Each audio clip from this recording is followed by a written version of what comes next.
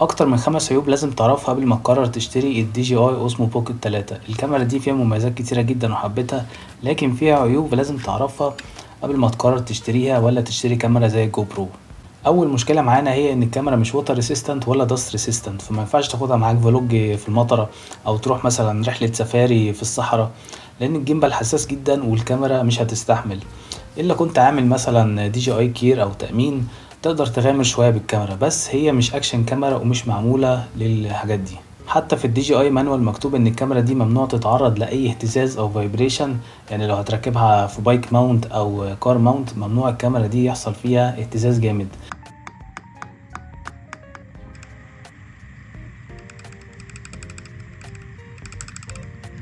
فانا سالت دي جي اي هل اللقلقه اللي في اللينس ده طبيعي، قالوا لي لا ده نورمال، فلما الكاميرا بتقفل بيبقى فيه لقلقه في اللينس نفسه. فهنشوف مع الوقت هل تصميم اللينس ده هيأثر في عمر الكاميرا ولا لا، لان طبيعي ان الكاميرا تكون في شنطتك فيه اهتزاز جامد وانت مسافر في حركه كتير، فاتمنى حاجه زي كده ما تأثرش في عمر الكاميرا، والوقت هو اللي هيقول لنا. بس في نفس الوقت لو تشتريها ما تنساش تعمل تأمين او دي جي اي كير.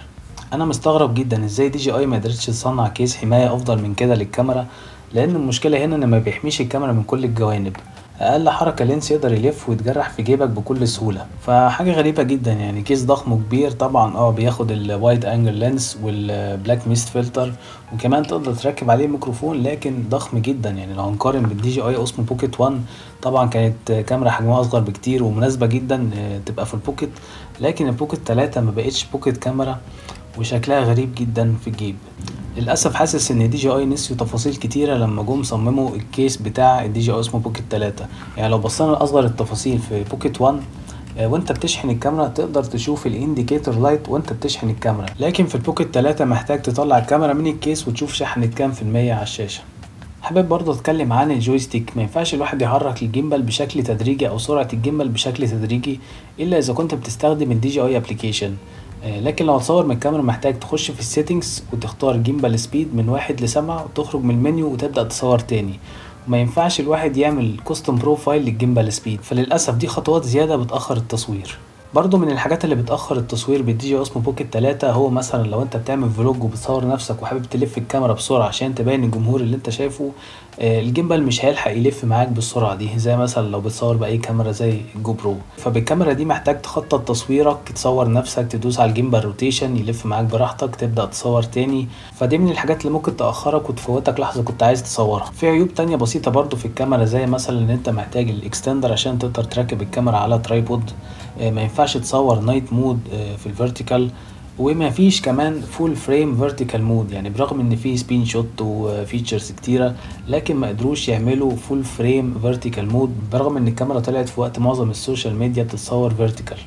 ولو بتفكر تشتري كريتور كومبو او وايد انجل لينس تركبه على اللينس، محتاج تفكه كل مره تيجي تقفل الكاميرا، لان مفيش مسافه ما بين اللينس والجيمبال نفسه.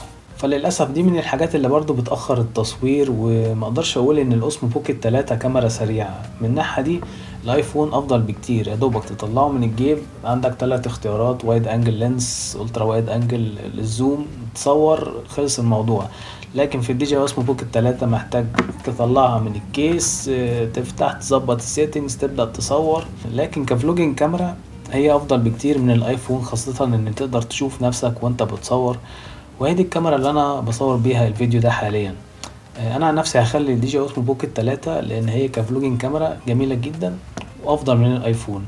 اتمنى تكونوا استفدتوا بالفيديو ده، ولو عندكم اي اسئله عن الكاميرا اكتبولي في الكومنتات. وما تنسوش تعملوا اشتراك في القناه. الفيديو الجاي هحكي لكم عن 10 اعدادات محتاجين تغيروها عشان تقدروا تصوروا بافضل جوده بالاوسمو بوكيت 3.